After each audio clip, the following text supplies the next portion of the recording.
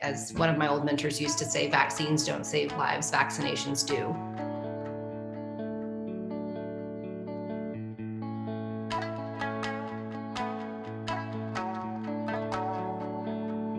Shortly after that happened, I called my book club and said, we're planning to distribute vaccines. Can you help? And they all said yes. My book club is a group of very accomplished, very capable women who have all been living through this pandemic with us side by side. They are business owners, they are teachers, they are pharmacists, they are healthcare professionals.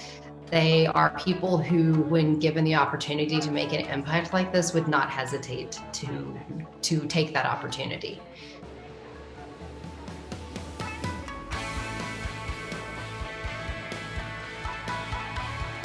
We sort of sat down and said, okay, who's good at what?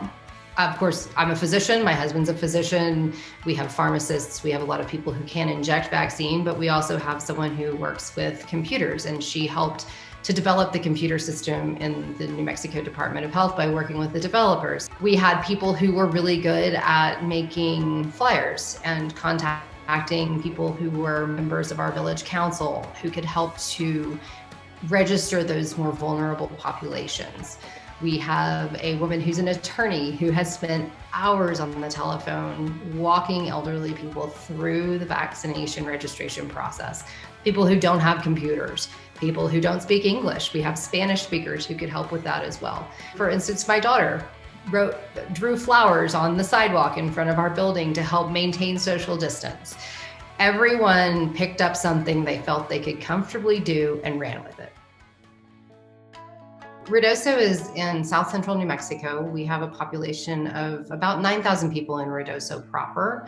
By this last weekend, I believe that we had completed approximately 1,700 vaccination series, so 3,400 injections. We also have another 600 or 700 that we are doing, not this weekend, but the next. So when it's all said and done, we will have completely vaccinated about a third of our town.